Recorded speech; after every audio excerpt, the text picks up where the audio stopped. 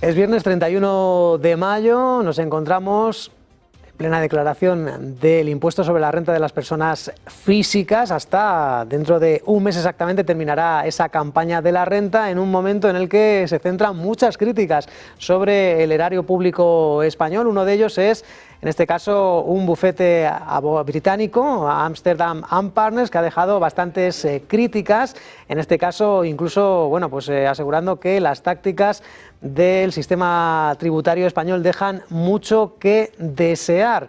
Uno de esos miembros del despacho es Robert Amsterdam, es abogado y autor del libro Hacienda The People, donde precisamente se da cuenta de estas prácticas bastante irreverentes, por ser algo suaves, del sistema fiscal español. Vamos a intentar analizar esas consecuencias. Saludamos ya a Robert Amsterdam. Hi, Robert. Welcome. Hello. Thank you for having me. Well, you speak of systematic abuses by the Spanish tax agency. Could you specify what kinds of practices you consider abusive? Look, the Spanish tax authority does not follow the rule of law. The incentives they give the inspectors really provide an incentive for the inspectors to simply take as much money off the taxpayer as possible. The inspector is never penalized if the taxpayer in the end is right. And that makes sense because in Spain, you have to pay all the tax ahead of time. It's a completely crazy system in Spain where they can screw you on the assessment. You then have to pay the whole assessment, and then you have to wait 5 or 10 years to win. And in addition to that, if you have a complete compliant program and you've done everything right, they hit you with this concept of simulación, where they can argue that because you're doing everything right, you must be committing fraud. It's outrageous. Spain's system stands alone. It reflects a terrible weakness in Spanish democracy and rule of law. Robert, the report mentions tactics of fiscal extortion and coercion. Can you give concrete examples of these practices in action? There are so many. So many. Since we've begun talking to people, we've had hundreds of people write to us about being threatened with criminal charges, about being essentially having all of their customers receiving notices from the tax authority so that their business is broken.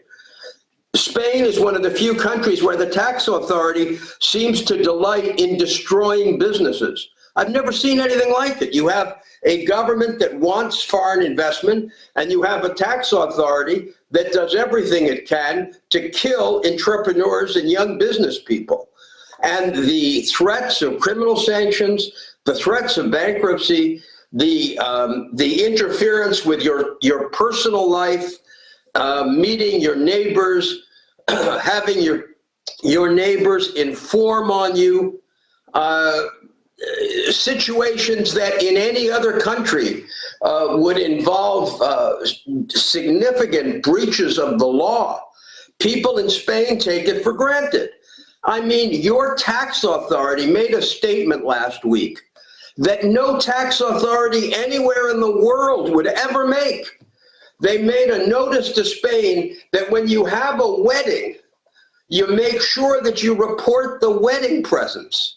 Then you have someone else in the government stand up and say, she's watching all your social media, as if you're in the Soviet Union under Brezhnev. I mean, what are you people thinking?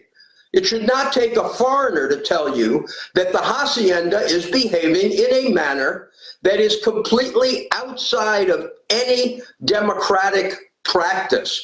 You need to stop this behavior.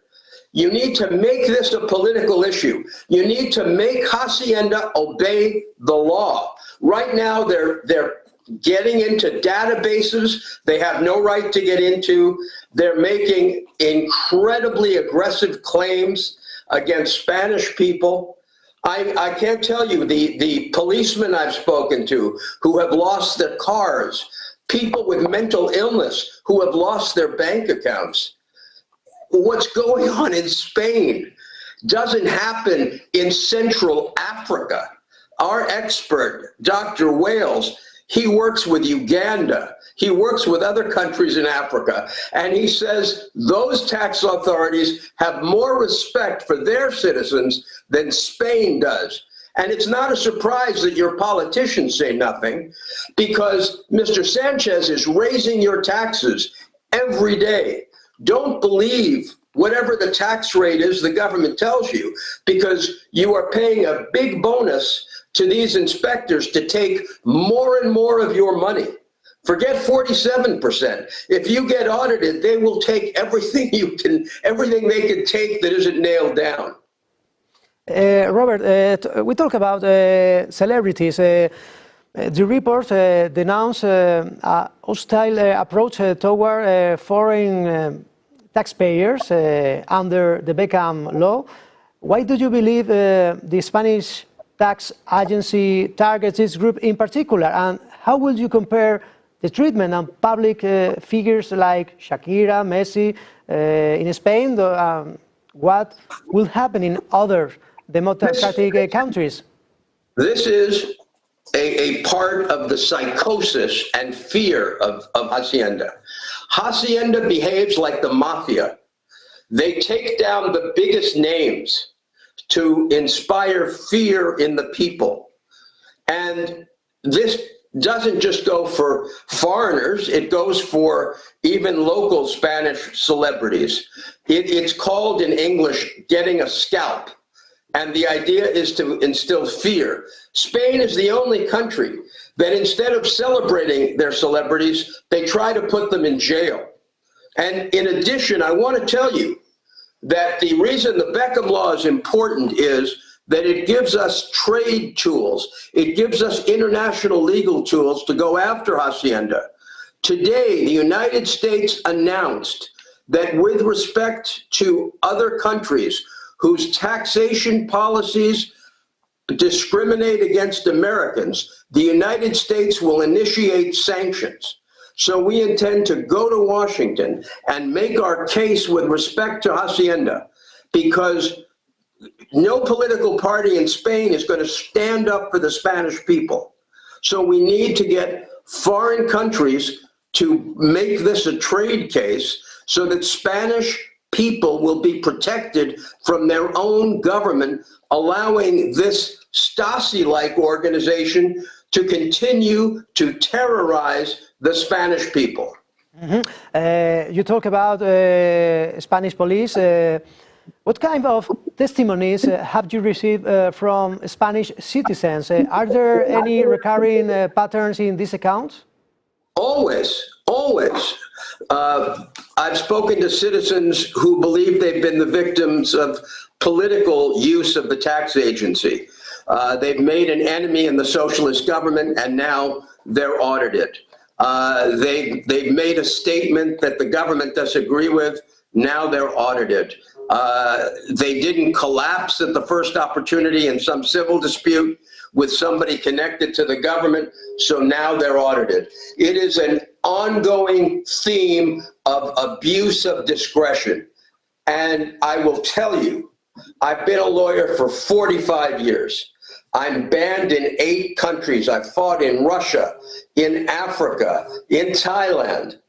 The fear that the Hacienda inspires in the citizens of Spain reminds me of the Soviet Union 50 years ago.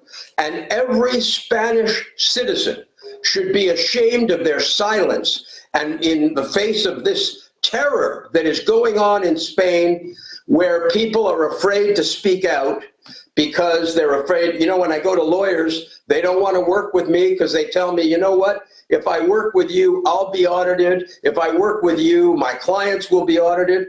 It's shameful. It is not the rule of law in Spain. It is the rule of fear.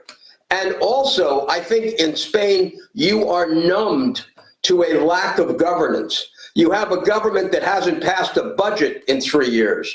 You have a government where corruption is every day, in every way. And I want to be clear, I'm not taking any political side because under the PP, the Hacienda was terrible as well. So this is not a political play. This is an issue of Spanish governance, Spanish elites not looking after the interests of their own people. Mm-hmm. Many tax figures in the case of Popular Party or PSOE. Robert, do you intend to bring this case before the European Court of Human Rights, of the Court of Justice of the European Union? We will go everywhere, to every court we can, but I want to let people know, we will not play the game of Hacienda to take 10 years. We will use the fact that Hacienda is breaking trade law, that Hacienda is breaking the rule of law, to make this an immediate political issue.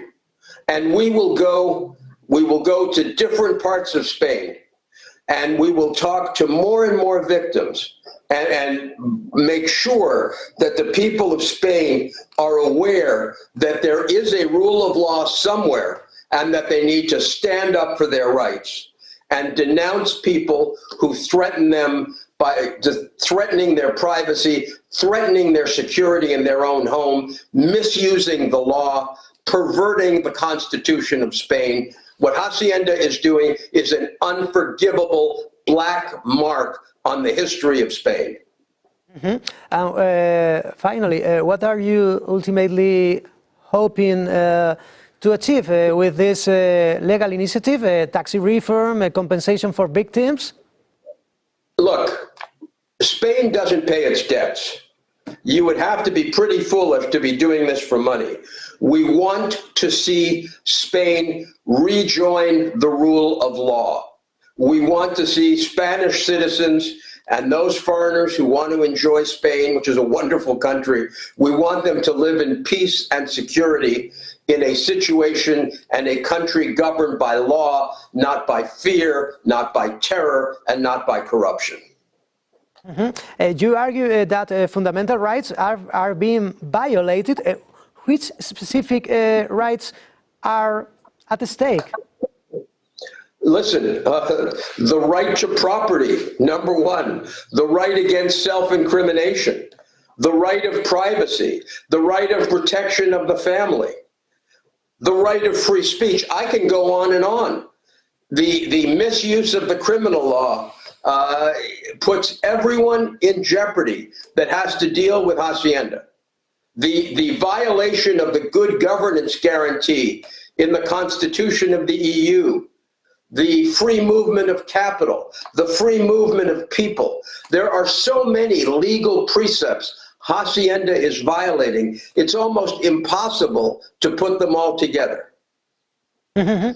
Well, that's all, folks. Robert Amsterdam, autor del libro Hacienda The People. Thank you for coming here in Negocios TV. Thank you for your time. Thank you, sir. Thank you. Ya lo han oído, la denuncia del sistema.